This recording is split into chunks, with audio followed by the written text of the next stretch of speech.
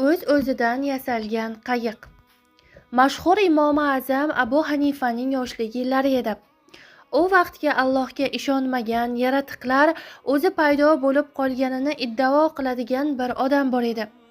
Bu odam borgan yerida suv haqida tortishar, bahslashardi. U bir kuni Kufa shahriga keldi. Bu yerdagi musulmonlar bilan ko'rishgach, ularga dedi: "Sizlar hamma narsa Alloh tomonidan yaratilganini aytasiz. Men esa yaratiqlar o'z-o'zidan paydo bo'lganini aytaman. Shu haqida kim men bilan bahslashadi?" Musulmonlar unga shunday javob berishdi: "Bizda bir yosh olim bor. Agar bahsda uni yenga olsang, seni ulug' ulamolarimiz bilan ko'rishtiramiz. Ular seni qabul qilishadi." Haligi odamga bu gap ma'qul bo'ldi. Uchrashuv joyi va vaqtini belgilab tarqalishdilar.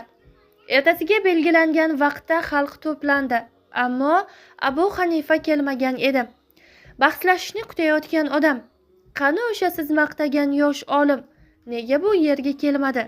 Yoki men bilan bahslashishdan qochdimi?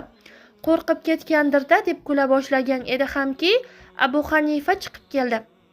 Haligi odam undan: "Nega kech qolding? Bahslashishdan cho'chidingmi? Voz kechgandirsan-a?" dedi.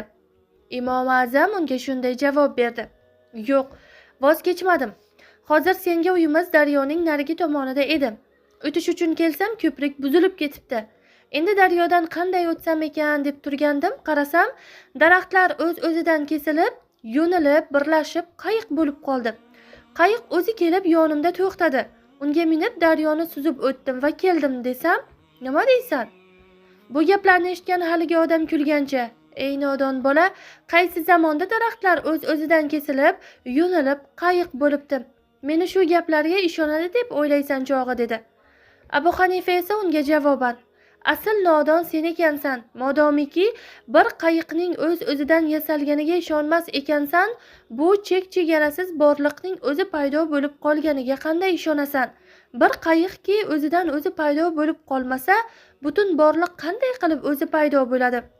Abu Hanifaning bu so'zlaridan lol bo'lib qolgan haligi odam o'ylay boshladi. O'ziga o'zi: "Bu yosh yigitcha to'g'ri aytayapti. Rostdan ham bu olam o'zi paydo bo'lib qolmaydi. Demak, hamma narsaning bir yaratuvchisi bor" dedi. So'ng hammaning oldida kalima-i shahodatni aytib musulmon bo'ldi.